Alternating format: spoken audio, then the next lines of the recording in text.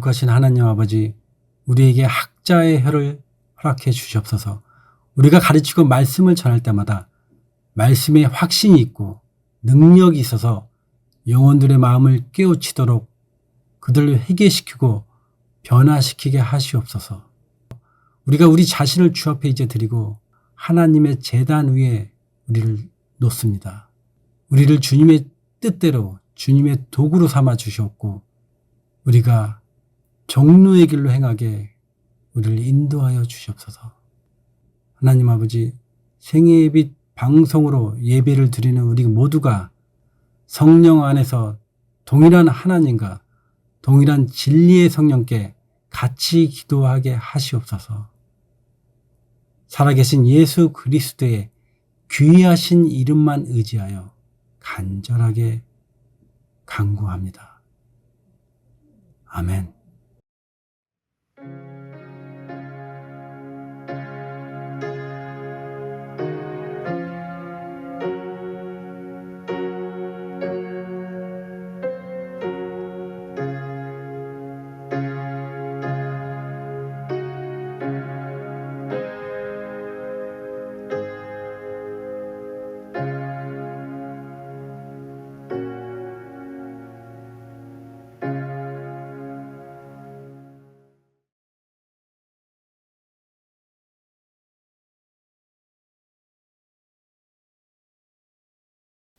여러분 안녕하십니까? 생애의 빛입니다. 앞으로의 세상은 재림을 소망하는 그리스도인들에게는 성경의 많은 교훈과 의미를 배울 수 있는 세상이 될 것입니다. 성경의 명확한 교훈은 재림을 소망하는 그리스도인들에게 각자의 믿음이 진리의 반석 위에 올바로 서 있는지 그 믿음을 시험하고 확증하라는 것입니다. 그렇지 않으면 아무리 교회에 헌신을 하고 봉사를 하고 선한 일에 노력을 하고 주의 이름으로 성경을 가르치고 귀신을 쫓아내고 산을 옮길 만한 믿음이 있을지라도 불법을 행하고 결국에는 버리운 자가 되기 때문입니다. 그렇다면 우리가 어떻게 하나님을 믿고 순종해야 합니까? 여러분, 하나님께서는 우리에게 복잡한 교리나 많은 것을 요구하지 않으시고 단순하고 순결한 어린 아이와 같은 믿음을 원하시고 그 진리를 찾고자 하는 사마리아의 과부 같은 마음을 원하십니다. 여러분, 사도행전 23장을 읽어보면 매우 흥미있는 장면이 나옵니다. 사도행전 23장 말씀을 보면 바리새인과 사두개인의 논쟁이 기록이 되어 있는데 그 두 파의 논쟁의 원인이 부활과 천사와 영혼에 관한 믿음의 차이입니다. 말씀을 보겠습니다. 바울이 그 한 부분은 사두개인이요 한 부분은 바리새인인 줄 알고 공회에서 외쳐가로되 여러분 형제들아 나는 바리새인이요 또 바리새인의 아들이라 죽은 자의 소망 곧 부활을 인하여 내가 신문을 받노라. 그 말을 한즉 바리새인과 사두개인 사이에 다툼이 생겨 무리가 나누이니 이는 사두개인은 부활도 없고 천사도 없고 영도 없다 하고 바리새인은 다 있다 함이라. 여러분도 아시다시피 바리새인과 사두개인들은 그 당시에 존경받는 종교인들이고 제사장들이고 신학자들이었습니다. 그럼에도 불구하고 그들이 같은 성경을 보면서도 바리새인과 사두개인은 한쪽은 부활과 천사와 영이 있다고 한쪽은 없다고 주장합니다. 여러분, 조금 다른 게 아니라 어떻게 이렇게 극과 극의 믿음이 있을 수가 있겠습니까? 그런 원인에 대해서 여러분들은 의문점을 갖거나 깊은 고민을 해보신 적이 있으십니까? 그런데 이런 바리새인과 사두개인의 모습은 오늘날 교회에서 가장 잘 나타내고 있는 특징 중에 하나입니다. 바리새인과 사두개인의 교리의 차이점이 생긴 원인은 두 파 모두 한쪽에서는 옳고 다른 한쪽 면에서는 틀렸다는 것인데 자신들이 보고 싶은 성경 말씀만 봤기 때문에 같은 성경을 연구하면서도 그런 극과 극의 믿음이 나오게 되는 것입니다. 이러한 모습을 쪽 성경을 본다고 하는데 자신이 믿고자 하는 말씀만 찾아 가르치고 믿기 때문에 오늘날 바리새인과 사두개인과 같은 교리들이 계속해서 나오게 되는 것입니다. 여러분, 성경은 이에는 이, 눈에는 눈으로 갚으라고 하셨습니다. 그런데 원수를 사랑하라 라는 말씀도 있습니다. 성경은 율법으로 의롭다 할 육체가 없다고 하셨습니까? 그런데 행함으로 의롭다 함을 받았다는 말씀도 있습니다. 성경은 영원한 속죄함이 있습니까? 그런데 영원히 용서받지 못할 죄도 있을 뿐더러 다음에 오는 세상에서도 용서받지 못할 죄가 있다고 했습니다. 성경은 은혜가 살아 있습니까? 그런데 계명도 살아 있습니다. 이와 같이 서로 성경에는 반대되는 말씀들이 있는데 자신이 믿는 교리에만 말씀을 집중하다 보니까 전체적인 성경 말씀의 교훈을 잃어버리는 사람들을 많이 보게 됩니다. 그래서 성경의 사두개인과 바리새인들이 동일한 성경을 갖고 있었음에도 불구하고 서로가 극과 극의 믿음을 갖게 된 원인이 된 것입니다. 그래서 말씀드리고 싶은 결론은 성경의 교훈을 쪽 성경처럼 가르치거나 배우지 마시고 창세기부터 요한계시록까지 전체적인 성경의 교훈으로 살펴보시기 바랍니다. 과거부터 지금까지 수많은 교회나 교단에서 생애의 빛이 잘못된 말씀을 전파한다고 하면서 주로 지적하는 교리 중에 하나가 원죄론을 부인한다는 것입니다. 생애의 빛은 원죄론, 즉 아기가 태어날 때부터 죄인이라는 교리를 믿지 않기 때문에 잘못되었다고 주장을 합니다.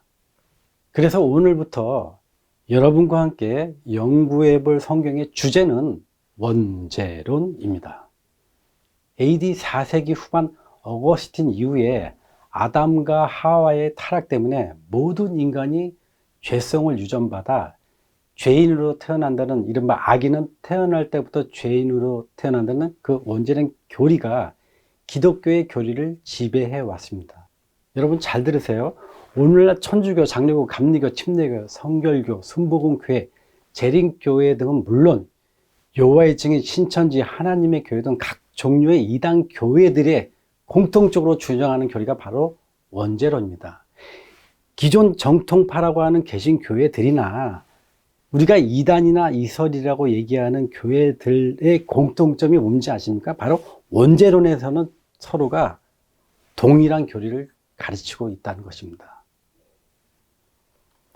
여러분, 유대인에게 주신 하나님의 축복이 무엇입니까? 말씀을 보겠습니다.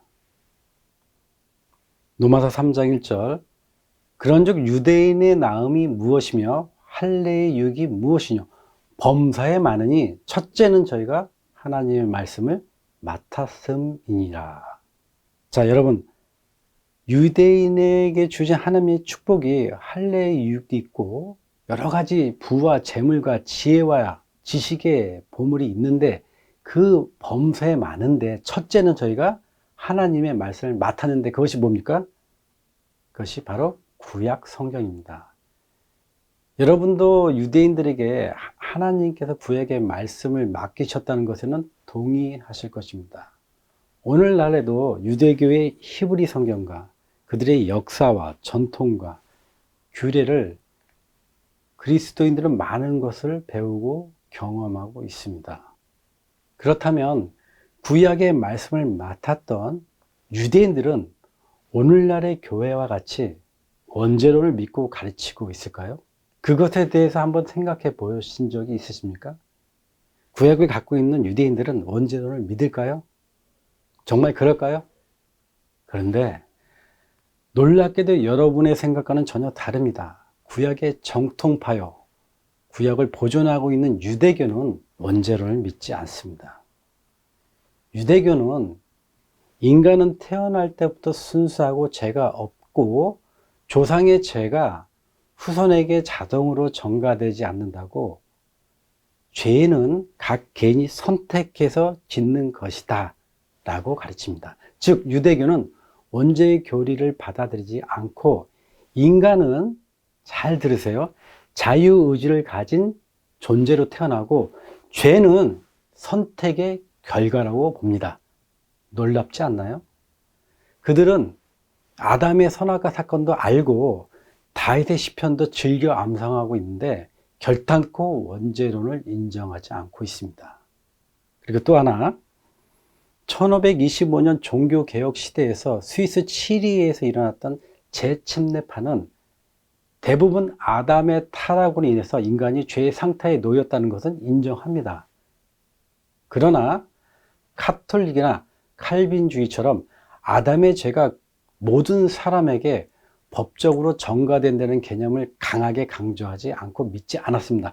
그들은 인간의 타락은 개인이 그 본성을 가지고 태어나지만 각 개인이 실제로 죄를 지을 때 그 죄의 책임이 생기고 죄의 책임은 전적으로 개인적인 책임이라고 믿었습니다.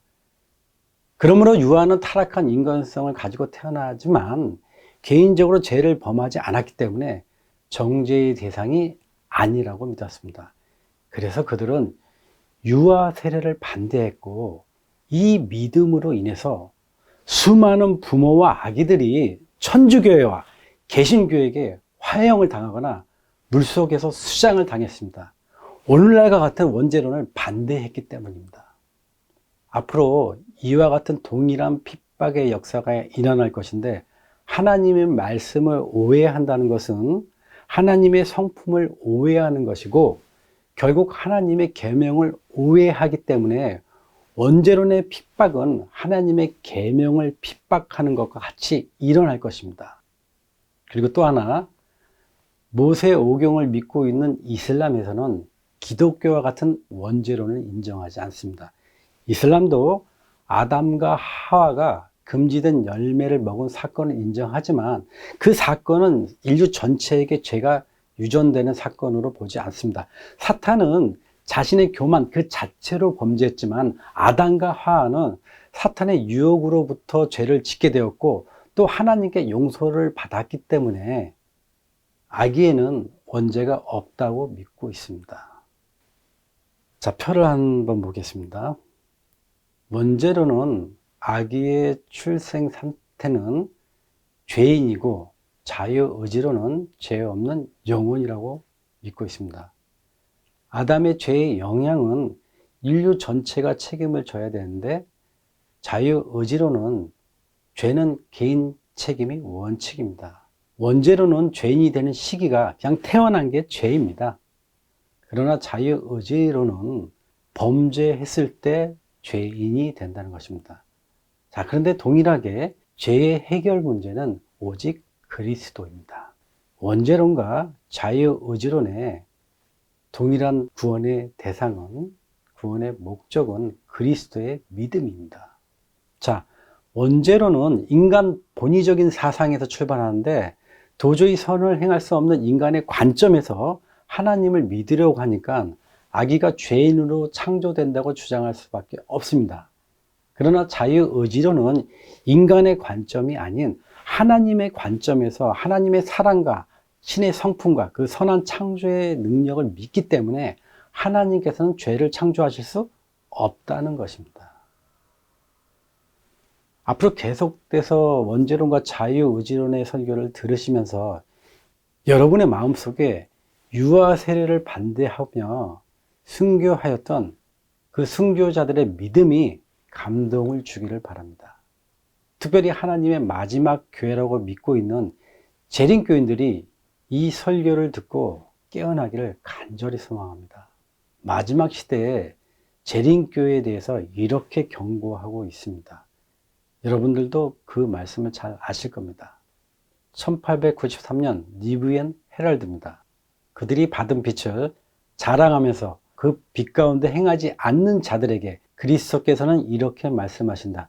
내가 너희에게 이르노니 심판날에 들어와시더니 너희보다 견디기 쉬우리라. 가버나움 큰 빛을 받은 제7일 안식일 예수 재림교인들아, 내가 하늘 특권의 지점에까지 높아지겠느냐? 음부에까지 낮아지리라.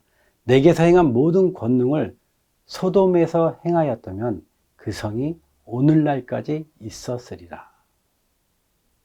여러분, 이 교훈의 말씀이 133년 전의 말씀인데 한 가지 묻겠습니다.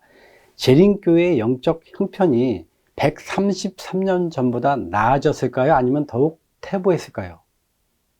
물론 외형적으로는 200여 개의 국가의 교회 수도 많아지고 교인 수도 전체적으로 2,500만 명이 넘을 정도로 커졌지만 내적인 영적의 모습은 어떠합니까? 오늘날 재림교회가 받던 그 빛을 소돔에서 행하였더라면 오히려 소돔이 망하지 않았을 것이라는 교훈을 잘 생각해 보시기 바랍니다. 오늘날 재림교회의 교리로서 확증이 된 원죄로는 예수님께서 육체로 임하신 성육신에 문제가 생기게 되고 적그리스도 교리를 추종하게 되고 나아가서는 1888년도 전파된 믿음으로 말미암는 의의 셋째 천사 기별을 반대하게 되고 결국에는 하나님의 계명에 반대하는 깃발에 서게 되는 무서운 예언의 말씀이 응하게 될 것입니다. 그러므로 하나님의 백성들은 지금부터 연속해서 드리는 원죄론과 자유의지의 말씀을 잘 듣고 분별하시기 바랍니다. 원죄론 분들은 생애에 비치는 원죄를 부인하기 때문에 자신이 죄인이라는 생각이 없어서 회개가 부족하고 또 갓난아기도 죄인인데 십자가와 상관없이 구원받는다는 그런 말씀을 전파한다고 지적하고 있습니다. 그런데 원죄론을 말하면서도 원죄론에 대해서 실질적으로 잘 알지도 못하는 분도 많이 계시고 또 본인 교단이 원죄론을 가르치고 있는데 오히려 원죄론이 아니라고 하는 사람도 있는 것을 주변에서 많이 보게 됩니다.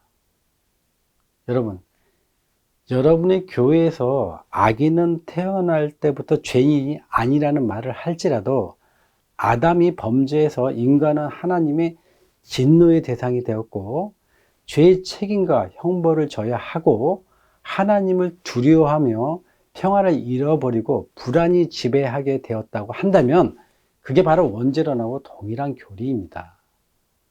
오늘 여러분들하고 나눌 원죄론에 대한 말씀은 어떤 신학적 논리나 교리적 학문이 아닌 지극히 상식적인 생각과 일반적인 말씀으로 하나님을 믿지 않는 사람들도 이해할 수 있는 입장에서 말씀을 나누어 보고자 합니다. 이번 강의는 여러분께서 성경의 말씀을 연구하는 데 있어서 가장 인생이 중요한 문제가 될 것입니다.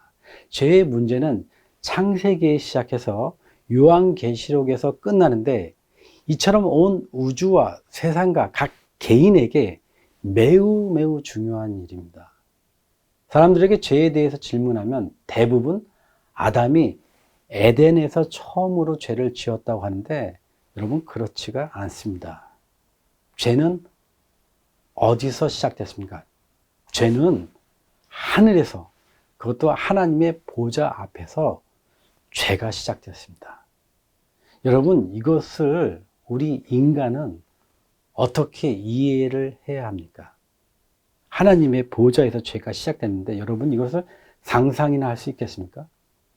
그래서 히브리서 9장에 그러므로 하늘에 있는 것들의 모형은 이런 것들로서 정결케 할 필요가 있었으나 하늘에 있는 그것들은 이런 것들보다 더 좋은 제물로 할지니라 하시면서 하늘도 정결케 될 필요가 있다고 말씀하고 있습니다.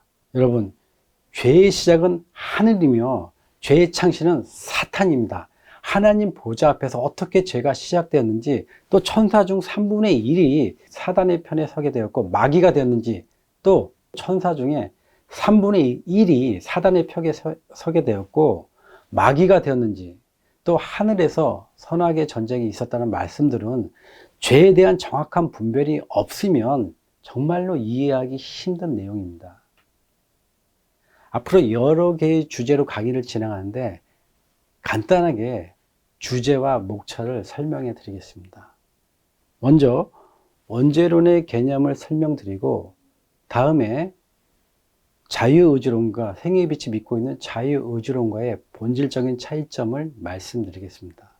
다음에 세부 주제로 첫 번째 공평하신 하나님과 그리고 자유의지, 두 번째 생명의 하나님과 생명책, 세 번째, 하나님과 예수님과 인간과 어떻게 분리가 되었는지 그 세부 주제를 생각해보고, 원죄론의 성경적 문제점으로 첫 번째, 육체로 임하시는 예수님의 인성, 두 번째, 죄에 대한 패배주의를 연구하면서 마지막으로 의롭고 선하시고 완전하신 하나님의 성품으로 결론을 내리려고 합니다. 자, 그렇다면 원죄론을 논하기에 앞서 원죄론이 무엇인지 정확히 알 필요가 있겠으며, 원죄론을 가르치는 설교자들의 강의를 한번 들어보겠습니다. 인간의 역사는 죄악의 역사입니다. 시편 51편 5절에 보면 다윗이 고백하기를 내가 죄악 중에 출생했다. 모친이 죄 중에 나를 잉태했다. 이 말은 유전적으로 죄인이라 이것입니다. 질문 하나 드릴까요? 이건 아주 중요한 질문입니다. 사람이 죄를 지음으로 죄인이 되었다. 이것이 1번이에요. 2번, 사람이 죄인이기 때문에 죄를 짓는다. 1번이에요, 2번이에요? 이거 맞습니까? 여기 분명히 다윗이 영감의 글로 표현하기를 죄 중에 잉태되었다고 말합니다. 죄악의 유전자를 가지고 나온 것입니다. 그래서 인간은 태어날 때부터 죄인입니다. 자, 모든 사람이 죄를 지었다 그러죠. 아담은 죄를 지어서 죄인이 된 사람이고, 아담 이후에 태어난 모든 사람들은 사람으로 잉태돼서 태어나 보니까 죄인이요. 어머니 뱃속에서부터 하나님을 등지고 태어나고 나서 하나님이 정해놓으신 그 길을 가지 않냐고 하나님과 상관없이 곁길로 갔단 말이에요. 우리는 모두 그릇 행하여 각기 제 길로 갔거늘 각기 제 길로 간 그 사람들이 바로 죄인들이죠. 자, 어머니 뱃속에서부터 우리는 죄인입니다. 이 아름다운 세상에 태어나서 평생 동안 온갖 죄를 배우지도 않았는데도 그 죄를 밖으로 분출하고 살아가는 거예요. 자, 한 아기가 태어났다 그 말은 죄인이 한 사람 태어났다 그 말이에요. 자, 여러분, 이 설교자들의 말씀이 무엇인지 이해가 되셨습니까? 다시 설명드리자면, 원죄라는 개념은 유전적인 죄, 선천적인 죄라고 여러 말로 표현을 해서 사람들을 혼돈시키는데, 단순하게 사람은 태어날 때부터 죄인이다. 즉, 이 세상에 태어나는 모든 아기는 죄인이다라는 것입니다. 그것이 원죄론입니다. 이 강의를 듣고 있는 대부분의 분들이 이런 원죄론 설교를 당연하다며 고개를 끄덕이며 아멘 하셨을 것입니다. 여러분은 오늘 제 강의를 듣고 나서 깊은 고민을 하시게 될 것입니다. 여러분의 신앙생활의 문제와 성경의 진리와 예언의 말씀을 깨닫지 못하고 혼돈하고 있는 원인이 바로 이 원죄론에 있기 때문입니다. 제가 원죄론에 대한 문제를 하나하나 질문해 갈 테니까 여러분도 성경을 펴놓고 스스로 생각하시고 질문에 대한 답을 한번 찾아보시기 바랍니다. 자, 자유의지론에 대해 들어가기 전에 여러분께 하나 질문을 드리겠습니다. 자, 여러분, 하나님은 공평하신가에 대한 질문입니다. 여러분, 하나님이 공평하십니까? 공의롭습니까? 여러분은 하나님이 공평하고 공의롭다는 제 질문에 아멘하고 동의하셨을 것입니다. 당연하죠. 말씀을 보겠습니다. 여호수아 24장 15절. 만일 너희를 섬기는 것이 너희에게 좋지 않게 보이거든 너희 열조가 강 저편에서 섬기던 신이든지 혹 너희에 거하는 땅 아모리 사람의 신이든지 너희 섬길 자를 오늘날 택하라. 오직 나와 내 집은 여호와를 섬기겠노라. 여기서 여러분께 질문을 드리겠습니다. 자유의지에 관한 질문입니다. 첫 번째 질문입니다. 아담은 하나님의 언약을 지킬 것인지 사단의 말을 따를 것인지 선택할 수 있는 자유의지가 있었습니까? 두 번째, 사단은 하나님의 말씀을 순종할 것인지 불순종할 것인지 선택할 수 있는 자유의지가 있었습니까? 자, 세 번째, 천사는 하나님을 순종할 것인지 사단을 따를 것인지 선택할 수 있는 자유의지가 있었습니까? 자, 마지막 네 번째. 성육신한 예수님은 선악을 분별하시며 하나님께 순종할 것인지 사단의 시험에 따를 것인지 자유의지가 있으셨습니까? 여러분, 이 질문을 생각할 시간을 한 1분 정도 드리겠습니다.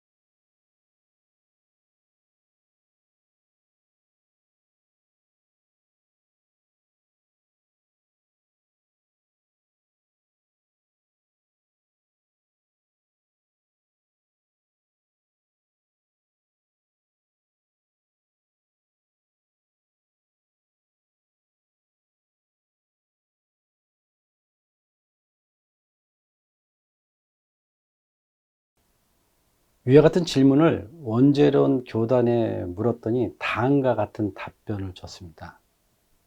읽어보겠습니다. 사단도 자유의지가 있었기 때문에 그룹 천사에서 사단이 되었고, 자유의지가 없었다면 타락할 수 없었을 것입니다. 예수님도 자유의지가 있으셨습니다. 자유의지가 없었다면 광야에서 시험 받을 필요가 없었을 것입니다. 물론 아담에게도 자유의지가 있었습니다. 이런 원죄론 교단의 답변에 생애비 또한 동의하고 있습니다. 천사에서 사단이 되었고 자유의지가 없었다면 사단은 타락할 수 없었을 것입니다. 예수님도 당연히 자유의지가 있으셨습니다. 자유의지가 없었다면 광야에서 시험받을 필요가 없으셨을 것입니다. 아담에게도 자유의지가 있었다고 말합니다. 답변은 성경적인 정확한 답변입니다. 결론적으로 아담이나 사단이나 천사나 성육신하신 예수님께서 선악을 분별하고 선택할 수 있는 자유의지가 있었다는 것입니다. 원죄론 교단에서 원죄론을 주장하면서 대표적으로 사용하는 말씀이 로마서 5장 18절 말씀입니다. 그런즉 한 범죄로 많은 사람이 정죄에 이른 것 같이 의의 한 행동으로 말미암아 많은 사람이 의롭다 하심을 받아 생명에 이르렀느니라. 한 사람의 순종치 아니함으로 많은 사람이 죄인 된 것 같이 한 사람의 순종하심으로 많은 사람이 의인이 되리라. 여러분, 여러분과 원죄론 교단은 하나님은 공평하시고 의로우신 분이라는 것에 동의를 했습니다.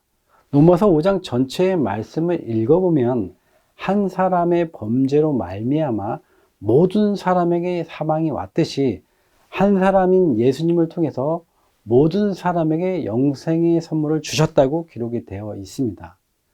로마서 5장을 통해서 세상에는 아담이 범죄해서 죄가 들어왔다는 사실과 두 번째는 예수님을 통해서 구원을 이루어 놓았다는 두 가지 사실이 있다는 것을 알았습니다. 그런데 여기서 상식적으로 큰 문제가 생기게 됩니다. 무슨 문제일까요?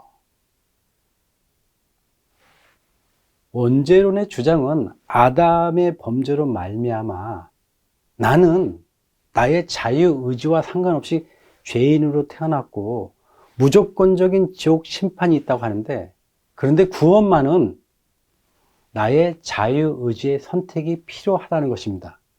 여러분 잘 들으세요.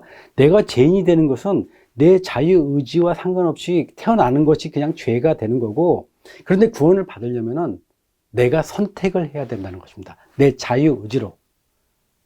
상식적인 생각이라면 죄인은 나의 의지와 상관없이, 나의 자유의지와 상관없이 아담의 자손이기 때문에 태어날 때부터 죄인이 되었다면, 구원도 예수님께서 두 번째 아담으로 오신 분으로서 나의 자유의지 없이 구원을 받은 상태가 되어야 합니다. 여러분, 죄가 큽니까? 아니면 은혜가 큽니까?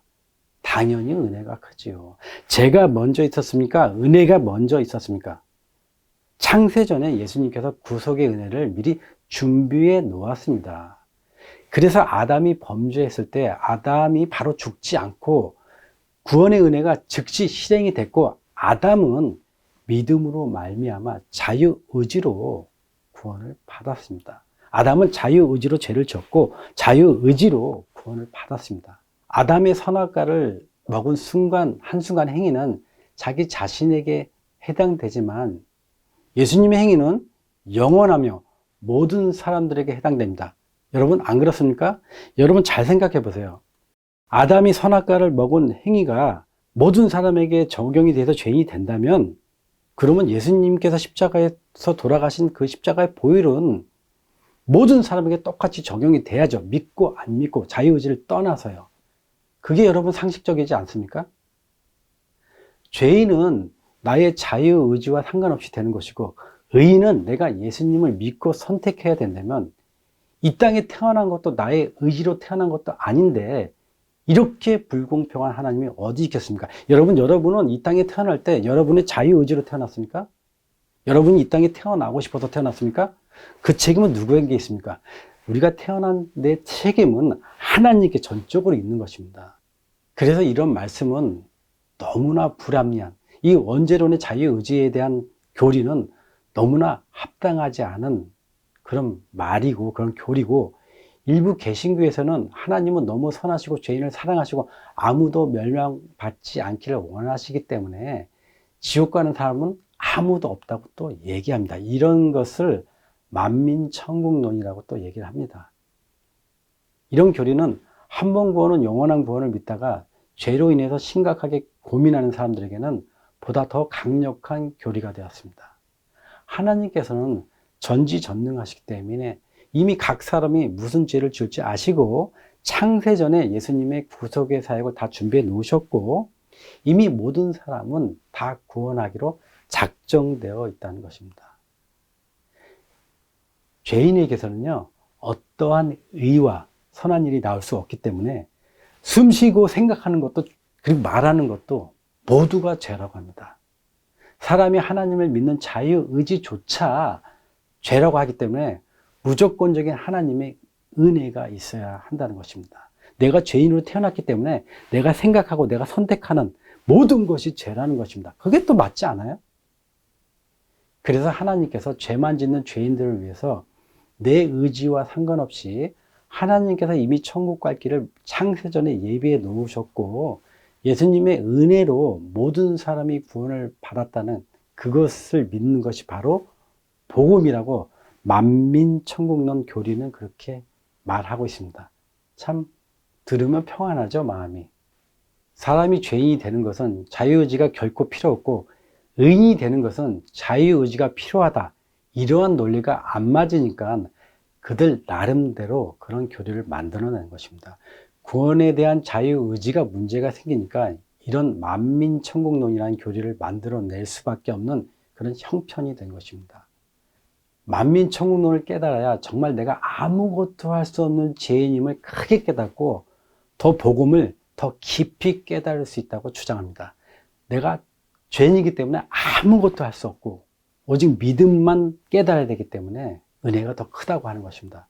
여러분, 자유의지에 대한 질문을 하면 아담이나 천사나 사단이나 예수님도 모두 자유의지가 있었다고 말하면서 왜 자신의 자유의지는 없다고 합니까? 참으로 이치에 맞지 않는 것은 정작 그 자유의지를 자신에게 비추면 그런 교훈은 나와 관계없이 나는 태어나면서부터 무조건 죄인이기 때문에 하나님께서 나에게 자유의지를 주지 않으셨다고 말하는 것입니다.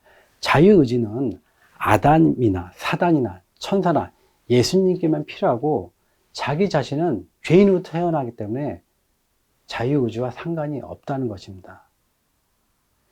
여러분, 아담도 자신의 자유의지로 사단을 선택해서 죄를 범했고, 사단도 자신의 자유의지로 하나님을 대적해서 대적자가 되었고, 천사 3분의 1도 자신들의 자유의지로 사단을 선택해서 하늘에서 쫓겨나서 마귀가 되었습니다. 예수님도 자신의 자유의지로 말씀을 통해서 사단을 이기셨습니다.